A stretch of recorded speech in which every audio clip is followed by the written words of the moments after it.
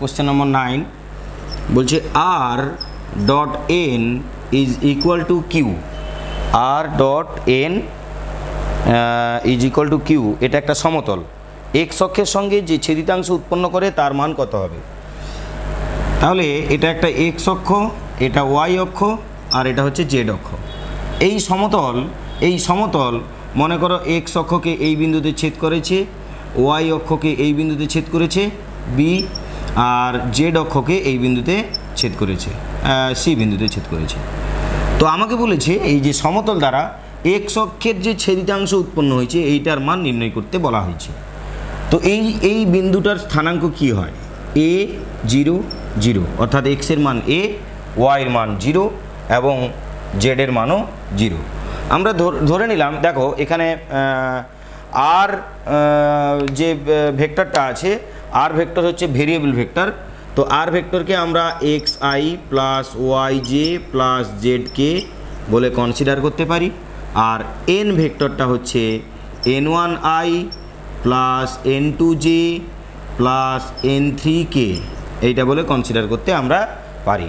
এই দুটোকে ডট করলে কি হবে? তাহলে দুটোকে ডট করলে হচ্ছে n1 X plus n2 Y plus n3 Z. নিশ্চয়ই তোমরা দুটোকে ডট করতে পারবে। তো এইটা ডট করলে আমাদের যেটা আসছে যে এইটা ইজ ইকুয়াল টু কিউ, তার মানে এইটা ইজ ইকুয়াল টু কিউ। এইবার কথা হচ্ছে এইটা হচ্ছে সমতলের কার্টেসিয়ান ইকুয়েশন, এটা হচ্ছে এইটা হচ্ছে প্লেনের ইকুয়েশন। এই যে প্লেনটা, এই প্লেনের ইকুয়েশন হচ্ছে এইটা। এখন কথা হচ্ছে এই প্লেনের উপর যেহেতু এ বিন্দু অবস্থিত, তাহলে এ বিন্দুর যে স্থানাঙ্ক a, 0, 0 এইটা নিশ্চয়ই এইটার উপর অবস্থিত। আর যদি এটার উপর অবস্থিত হয় তাহলে নিশ্চয়ই এই বিন্দুটা এই সমতলের সমীকরণকে স্যাটিসফাই করবে। আর দেখো যদি সমতলের সমীকরণকে স্যাটিসফাই করে তাহলে যেটা হচ্ছে যে n1 X plus n2 Y, হ্যাঁ, যদি সমতলের সমীকরণকে স্যাটিসফাই করে তাহলে কী হবে না, ওয়াই এর মানও 0 হবে আর জেড এর মানও 0 হবে। তাহলে সিন্স আমাকে কি কোশ্চেনটা করেছে না, কোশ্চেনটা করেছে এক্স অক্ষের সঙ্গে যে ছেদিতাংশ উৎপন্ন করে, তাহলে এক্স অক্ষের উপর যেহেতু ছেদিতাংশটা দেখতে বলেছে, তার মানে ওয়াইয়ের মান 0, জেডের মান 0, তাহলে ওয়াইয়ের মান 0, জেডের মান 0 হলে তবে গিয়ে বিন্দুটি এক্স অক্ষের ওপর থাকবে। তাহলে এখানে ওয়াই আর জেডের মান 0 বসিয়ে দিলে n1 X is equal to Q, এখান থেকে আমরা এটা পাচ্ছি। আর n1 X is equal to যদি কিউ হয় তাহলে আমরা এটা বলতে পারি যে X is equal to Q by n1। তার মানে এই যে ছেদিতাংশটা, এই ছেদিতাংশটা অ্যাকচুয়ালি কত না কিউ বাই n1, এইটা হচ্ছে ছেদিতাংশ। এই অবধি ধরো তোমরা পেরেও গেলে, কিন্তু আমাকে কোশ্চেনটায় এই যে অপশানগুলো বলেছে সেখানে কিন্তু কিউ বাই n1 দেওয়া নেই। কেন দেওয়া নেই? কারণ n1 তো আমরা কনসিডার করেছি, n1 তো ওরা দিয়ে রাখেনি। তাহলে আমাকে এমন করতে হবে যাতে এখানে নিচে অ্যান্সারটা n1 আসে। দেখো n ভেক্টরটা কি? n ভেক্টরটা হচ্ছে n1 i plus n2 j plus n3 কে। তাহলে এর সঙ্গে এই যে n1 যে ভেক্টরটা, যে অপশানগুলো দেওয়া আছে, অপশানগুলো দিকে ভালো করে দেখলে তোমরা বুঝতে পারবে যে অপশানগুলো দেওয়া আছে সেখানে প্রত্যেকটা নয়, অপশান এতে নিচে n ক্যাপ দেওয়া আছে, তার মানে n ভেক্টর নিচে একটা দেওয়া আছে। আচ্ছা দেখো n ভেক্টর যদি নিচে একটা দেওয়া থাকে, হ্যাঁ, n ভেক্টর যদি নিচে একটা দেওয়া থাকে n ভেক্টর, হ্যাঁ, n ভেক্টর যদি নিচে একটা দেওয়া থাকে, তার মানে n ভেক্টরকে কাজে লাগিয়ে এমন অ্যান্সার বের করতে হবে যাতে করে আমার অ্যান্সারটা n1 হয়। তা কী করে হবে? দেখো n ডট আই করো, কেন আমার শুধু এইটা দরকার তাই। তাহলে কী হবে? n1 i plus n2 j plus n3 k dot i plus 0 into j plus 0 into k. দেখো ডট করো, অ্যান্সার হচ্ছে n1।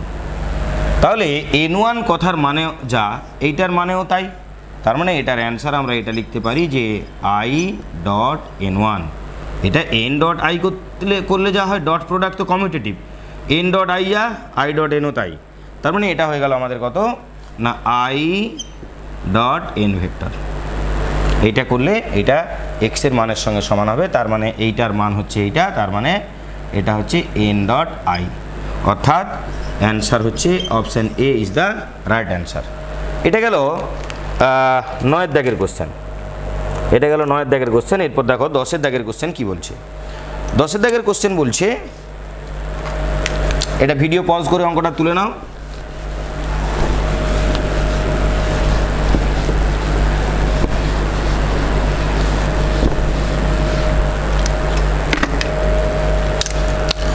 দেখো 10 দাগের কোশ্চেন যেটা আমাদের বলছে যে R dot I minus J plus K is equal to 5 R dot I minus J plus K is equal to 5। এটা হচ্ছে একটা সমীকরণ। আরেকটা সমীকরণ বলা আছে যে আর ডট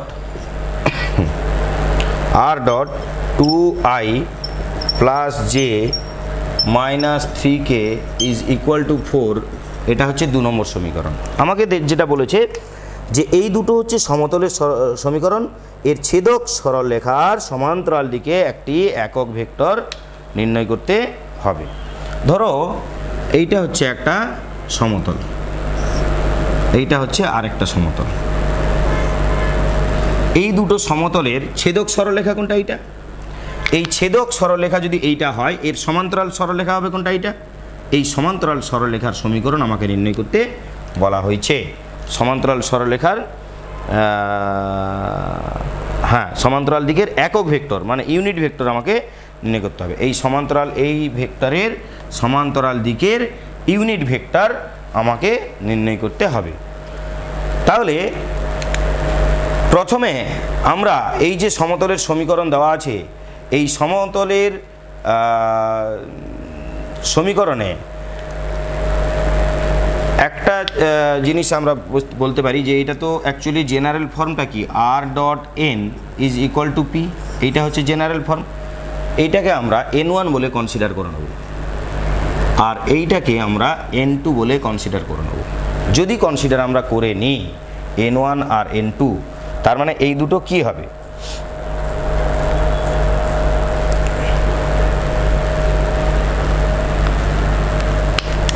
এই দুটো কী হবে দেখো, n1টা কি? এর উপর লম্ব ভেক্টর। n2টা কি? এর উপর লম্ব ভেক্টর। তাহলে দেখো যদি এই দুটো লম্ব হয়, এই দুটো যদি লম্ব ভেক্টর হয়, তাহলে এই সমতলের উপর যেহেতু এটা লম্ব n1, তার মানে এটা নিশ্চয়ই এই সরলরেখার উপর লম্ব।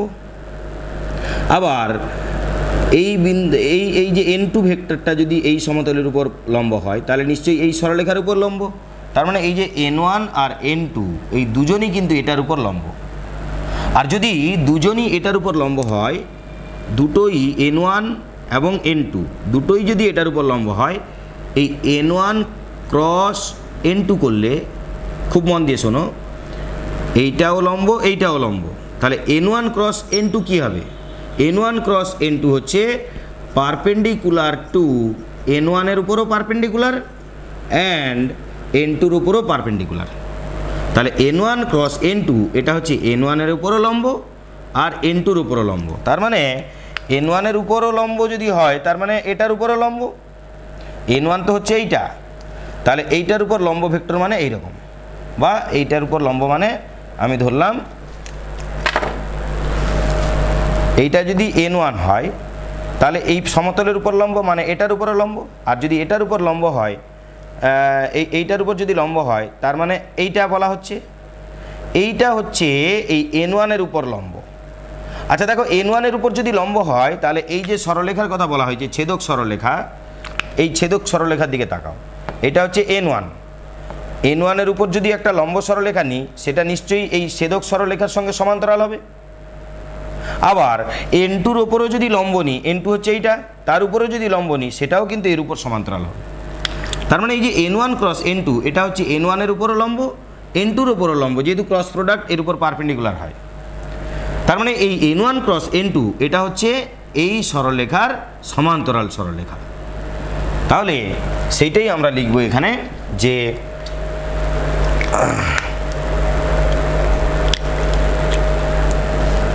সমান্তরাল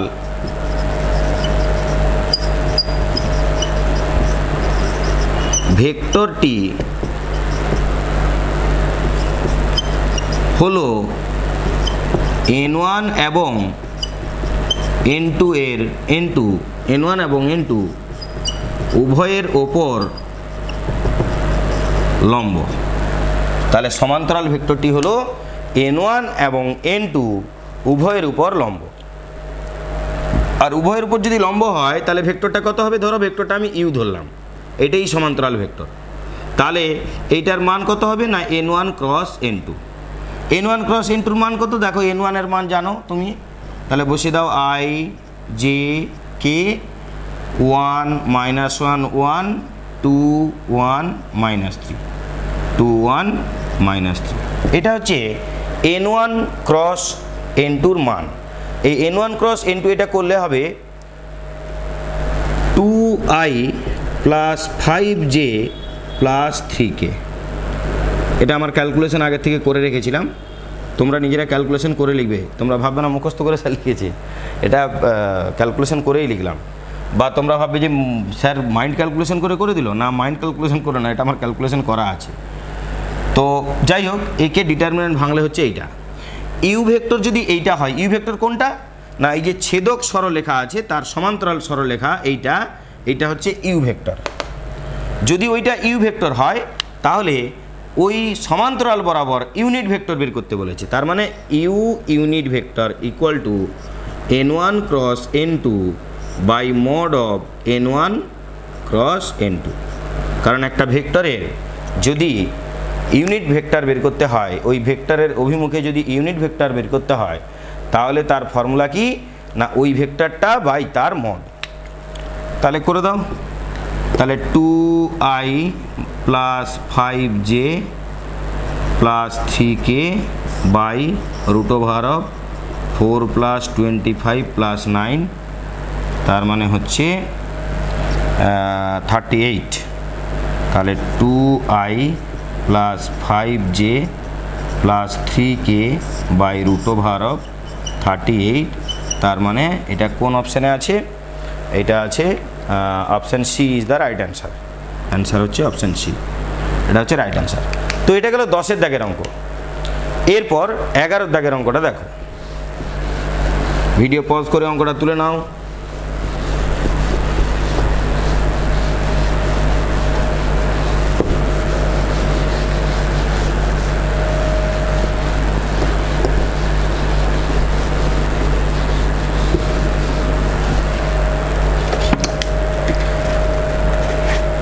দেখো 11-এর দাগের কোশ্চেন যেটা বলছে a is equal to lambda b সরলরেখা r dot N equal to q সমতলকে কখনোই ছেদ করবে না। বলেছে কখনোই ছেদ করবে না, তার কন্ডিশন কি? এই যে সরলরেখা এই সমতলকে কখনোই ছেদ করবে না, এইটার কন্ডিশনটা আমাকে বের করতে বলেছে। তো এটা হচ্ছে তোমার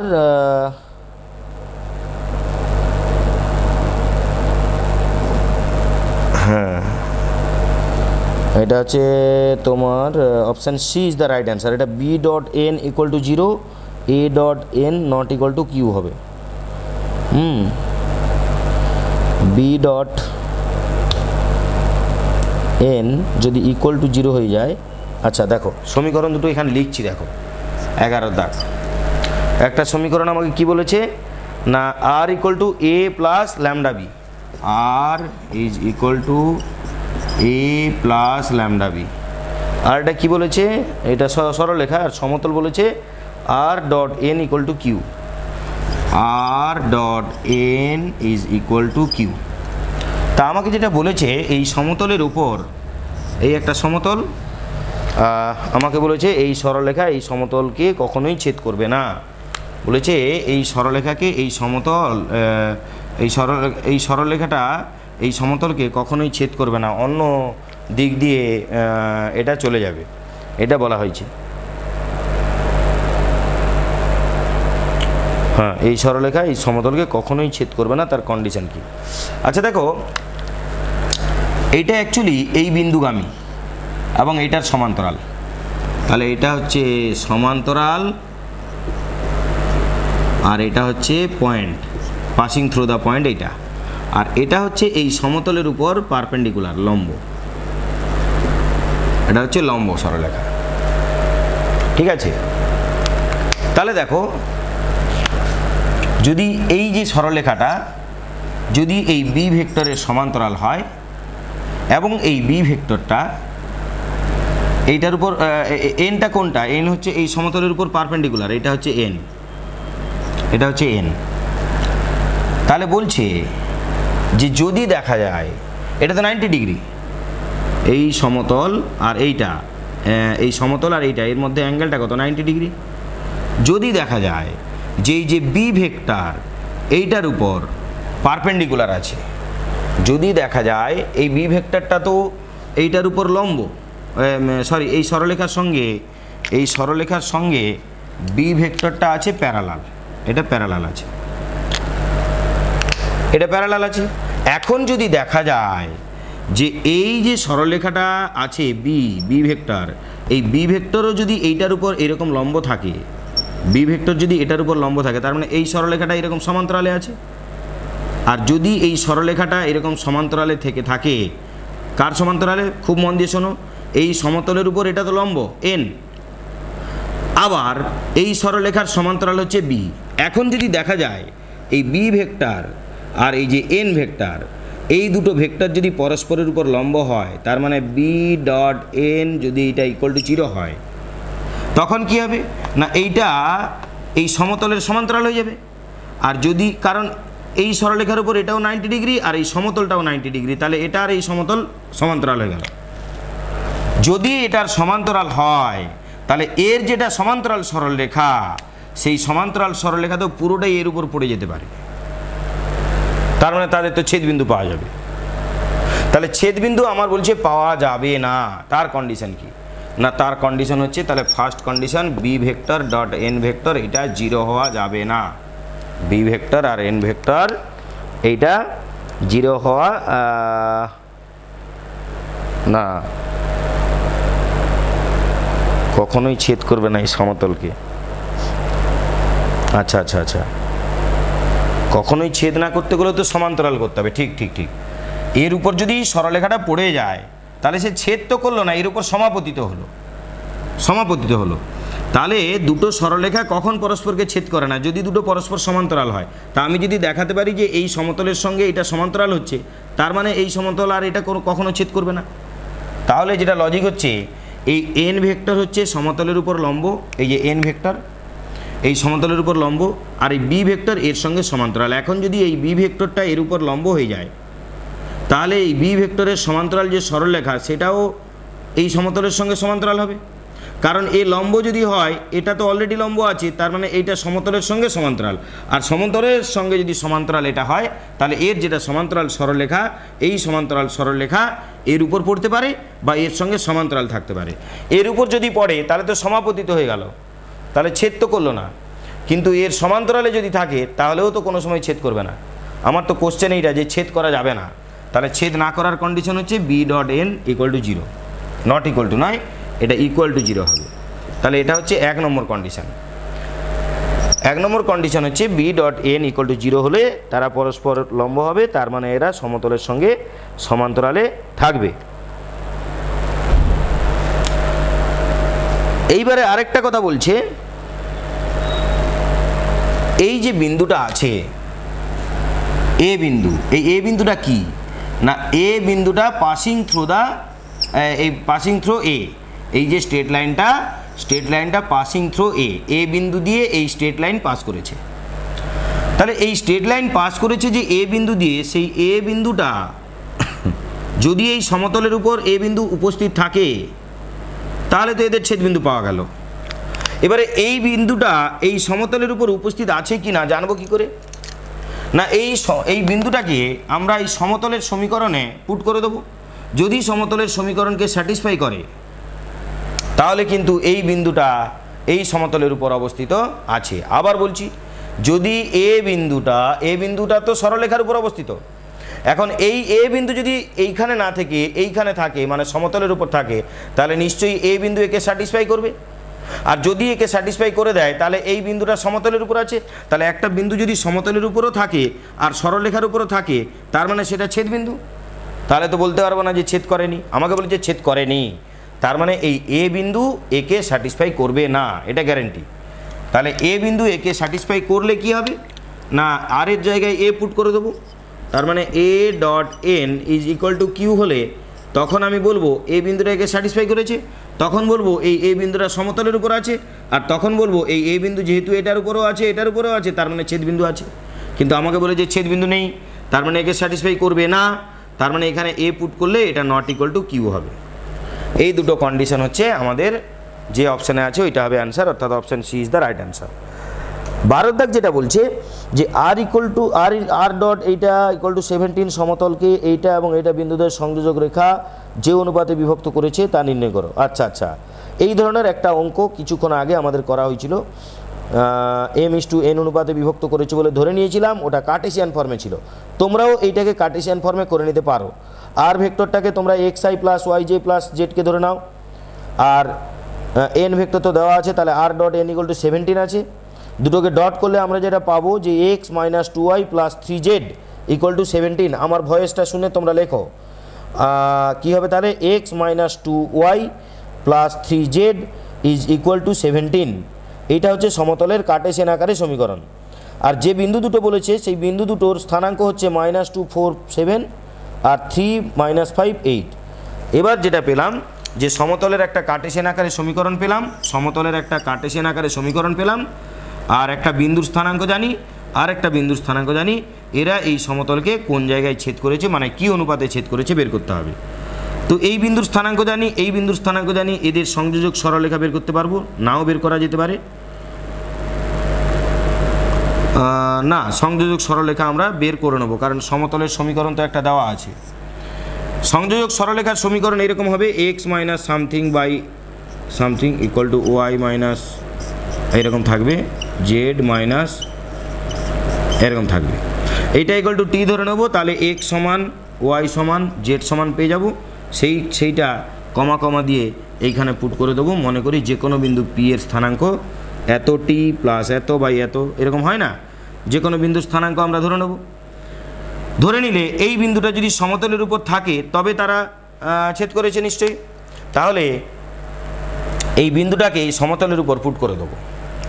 যদি বিন্দুটাকে সমতলের উপর আমরা পুট করে দিই তাহলে কিন্তু টির মান পেয়ে যাব, আর টির মান যদি পেয়ে যাই তাহলে এই বিন্দুর স্থানাঙ্ক আমরা কমপ্লিট করে ফেললাম। এখন এই বিন্দুর স্থানাঙ্ক জানি, মনে করি এটাকে m:n অনুপাতে বিভক্ত করেছে। m:n অনুপাতে এই স্থানাঙ্ক আর এই স্থানাঙ্ক যদি বিভক্ত করে তাহলে সেই m আর n ধরে একটা স্থানাঙ্ক পাবো, কিন্তু সেই স্থানাঙ্কে mn থাকবে। যে কোনো একটার মান নেব, এখানে x এর মানের সঙ্গে এখানে যে সংখ্যায় বেরিয়েছিল x এর মান তুলনা করব, দিলে m:n পেয়ে যাব। সেটা x এর মানকে তুলনা করতে পারো, y এর মানকে তুলনা করতে পারো, z এর মানকে তুলনা করতে পারো, করলে আমাদের m:n পেয়ে যাব। এটা গেল আমাদের 11 দাগের কোশ্চেন। 12 দাগের কোশ্চেন, এটা তোমরা পেরে যাবে। যে হিন্টসটা বললাম এটা আবার দরকার হলে ভয়েস রেকর্ডটা ডবল রিপিট করে শোনো, তাহলে তোমরা নিশ্চয়ই পেরে যাবে। এটা গেল আমাদের 12 দাগের কোশ্চেন। এরপর 13 দাগের কোশ্চেন যেটা বলছে,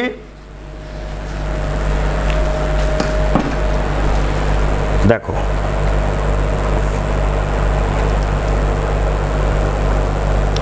13 দাগের কোশ্চেন যেটা বলেছে x minus 2/1 equal to y minus 3/1 is equal to Z minus 4 minus K. আচ্ছা, এইটা বলা হয়েছে, কি বলা হয়েছে, x মাইনাস, এটা হচ্ছে দাগ number 13, x minus 2/1 y minus 3/1 Z minus 4 minus K, এটাকে 1 নম্বর নাম দিলাম। আর একটা বলেছে x minus 1/k y minus 2, আর একটা হচ্ছে জেড মাইনাস 5/2। 1। এটাকে আমরা 2 নম্বর সমীকরণ নাম দিলাম। আমাকে যেটা বলেছে যে এই দুটো সরলরেখাদ্বয় সমতলীয় হবে, তার কন্ডিশন কি, মানে একই সমতলে থাকবে তার কন্ডিশন কি, সেটা আমাকে জানতে চেয়েছে। এইবার একটা জিনিস দেখো যে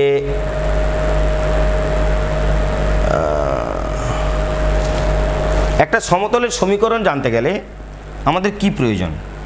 একটা সমতলের সমীকরণ জানতে গেলে আমাদের যেটা প্রয়োজন যে ওই সমতলের উপর পারপেন্ডিকুলারের ডিআরএস দরকার, দিলে ax plus by plus c equal to cz equal two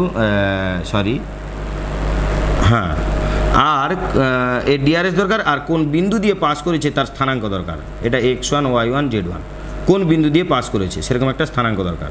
দিলে কি করব না, a into x minus x1 y b into y minus y1 আর plus c into z minus z1। এটা আমরা শিখেছিলাম ফর্মুলা, যে কোনো সমতল যদি একটা বিন্দু দিয়ে পাস করে থাকে এবং তার উপর পারপেন্ডিকুলারের ডিআরএস যদি এবিসি হয় তবে তার সমীকরণ হয় এইটা।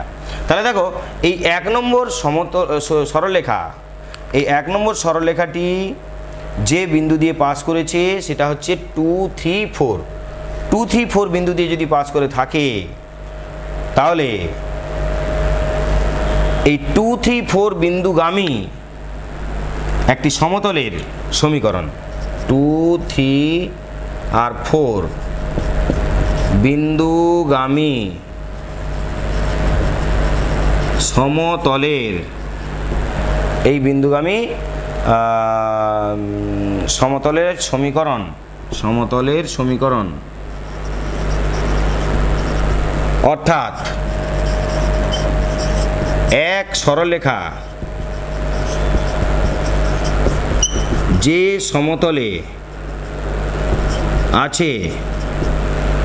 যে সমতলে আছে তার সমীকরণ কি হবে না, যেটা হবে a into x minus 2 plus b into y minus 3 plus c into z minus 4 is equal to 0। এটাই হচ্ছে ওই সমতলের সমীকরণ। এবং আরেকটা কথা খুব মন দিয়ে শোনো, যদি এই সমতলের সমীকরণ এইটা হয়, আবার এই সমতলের উপর যদি সরলরেখাটা উপস্থিত থাকে, তাহলে নিশ্চয়ই এই সরলরেখা আর এইটা পরস্পরের উপর লম্ব। আর যদি সরলরেখাটা আর এইটা পরস্পরের উপর লম্ব হয় তাহলে এর যে ডিআরএস আর এই সরলরেখার ডিআরএস তাদের গুণফলের যোগফল 0 হয়। সরলরেখার ডিআরএস 1, 1 মাইনাস কে, আর এটার ডিআরএস হচ্ছে এবিসি, তার মানে এবিসির সঙ্গে এটা গুণ করে দাও, তাহলে কী হবে a plus b minus c k is equal to 0। এটাকে 1 নম্বর নাম দাও আর এটাকে 2 নম্বর নাম দাও। তো এটা হচ্ছে না একটা এই দুটো 1, 2 দেওয়া আছে, তাহলে এটা হচ্ছে 3 নম্বর আর এটা হচ্ছে 4 নম্বর সমীকরণ নাম দাও। তাহলে c k is equal to 0। আবার এখানে একটা কথা বলা আছে, এই যে 2 নম্বর সরলরেখাটা এটাও কিন্তু আমাদের 3 নম্বর সমতলের উপর অবস্থিত। এটা তো সমতলের সমীকরণ, আমাকে তো বলেছে দুটো এক সমতলীয় হবে। তাহলে 1 নম্বর সমীকরণ সরলরেখাকে ধরে যে সমতল বের করলাম সেই সমতলে এই সমীকরণটাও আছে, মানে এই সরলরেখাটাও এর উপর আছে, ওরা বলে দিয়েছে।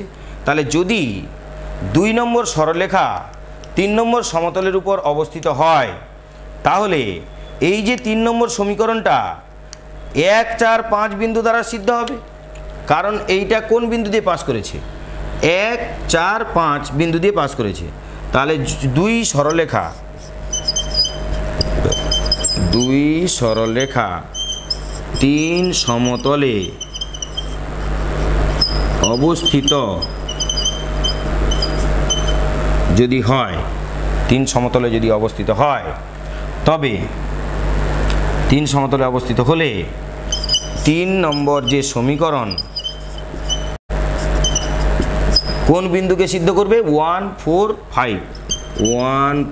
5 বিন্দুকে সিদ্ধ করবে। তাহলে 1, 4, 5 বিন্দুটা এখানে পুট করে দাও। যদি 1, 4, 5 বিন্দুটা এখানে পুট করে দিই তাহলে এখানে হবে মাইনাস এ, হ্যাঁ, plus b plus C is equal to 0, এটা হচ্ছে 5 নম্বর সমীকরণ। আবার এটা আমরা বলতে পারি যে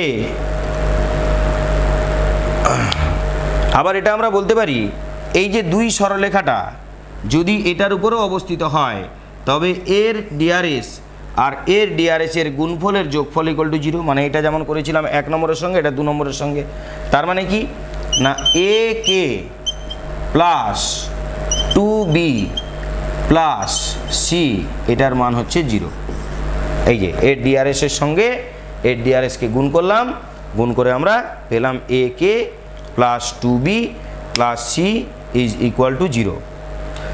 এখন কথা হচ্ছে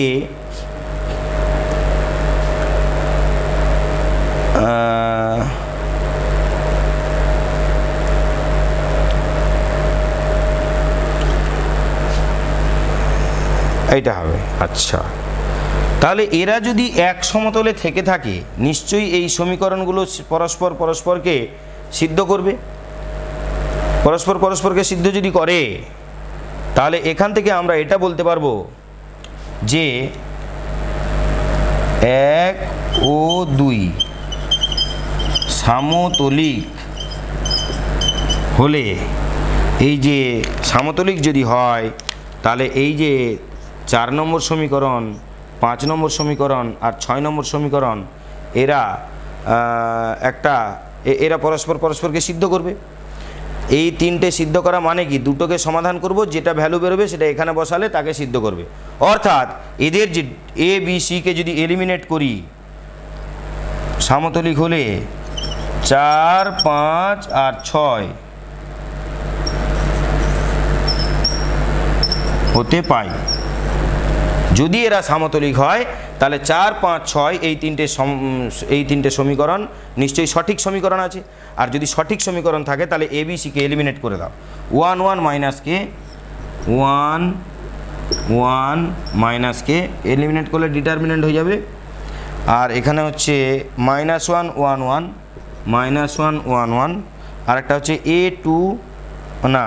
K2 1 এইটার মান কত হবে, ডান দিকে 0 আছে, তাহলে এইটার মান হবে কত না 0। যদি সমতলিক হতে হয় তাহলে এদেরকে এই কন্ডিশনটা অবশ্যই পালন করতে হবে।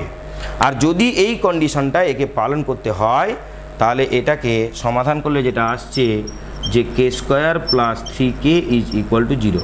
কি আসছে না k² plus 3k is equal to 0। আর যদি এইটা আসে তাহলে এখান থেকে আমরা k কমন নিয়ে নিব, তাহলে হবে k প্লাস 3 ইকুয়াল টু 0। তার মানে অতএব k ইকুয়াল টু 0 অথবা k প্লাস 3 ইকুয়াল টু 0 और k plus 3 is equal to 0। তাহলে ইমপ্লাইজ এর ডিটারমিনেন্ট ভাঙবে, তোমরা ভাঙলে এইটা অ্যান্সার হবে। তাহলে হচ্ছে এখানে হচ্ছে k ইজ ইকুয়াল টু -3। তাহলে আমাকে কোশ্চেনটা এবারে কী চেয়েছে বলো। কোশ্চেনটা যেটা চেয়েছে যে সরলরেখা দুটি সমতলিক হবে, মানে একই সমতলে অবস্থিত হবে যদি তার কন্ডিশনটা কি কন্ডিশন ফিল আপ করতে হবে না k এর মান 0 অথবা -3 হয়। এই যে k এর মান 0 অথবা -3 হয়, তার মানে এটা কোন অপশানে আছে, এটা আছে অপশান বিতে। তাহলে অ্যান্সার হচ্ছে অপশান বি, এটা ইজ দ্য রাইট অ্যান্সার। এইটা হচ্ছে আমাদের 13 দাগের কোশ্চেন। এরপর 14 দাগের যে কোশ্চেন বলেছে যে সমতলের উপর x - 3/1 y - 6/5 equal to z - 4/4 সরলরেখা এবং এই বিন্দু অবস্থিত হয় তার সমীকরণ নির্ণয় করো। যে সমতলের উপর এটা অবস্থিত হবে। দেখো এটা খুব সোজা কোশ্চেন আছে। 3 2 0 এই বিন্দুটা নিচের কোন সমতলের উপর অবস্থিত আছে না আছে সেটা এই বিন্দু পুট করে দিলে আমরা জানতে পারবো। দেখো সমীকরণগুলো কি বলেছে।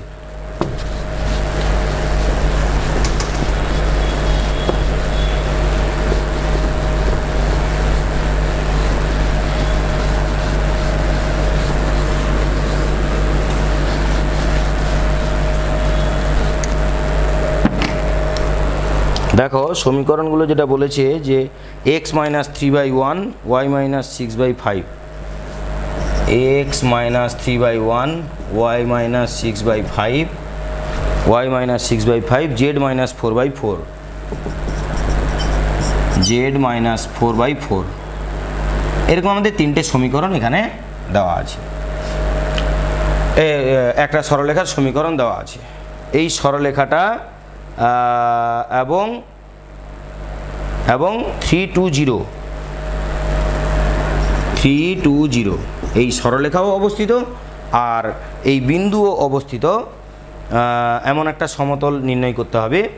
তো সমতলগুলোর অপশান যেটা দেওয়া আছে x minus Y plus Z equal to 1, x minus Y plus Z equal to 1, z equal to 1, আর একটা বলেছে x plus Y plus Z equal to 5, x plus Y plus Z equal to 5, আর এটা যেটা বলেছে x plus 2y minus z equal to 1, x plus 2y minus z equal to 1, আর একটা বলেছে 2x plus Y plus Z, 2x plus Y plus Z এটা equal to 5, 2x plus Y 2x minus Y plus Z equal to 5, minus Y plus Z equal to 5। দেখো এই সমতলগুলোর উপর যদি এটা অবস্থিত হয় তাহলে এর ডিআরএস আর এর নর্মালের ডিআরএস এদের গুণফলের যোগফল 0 হবে।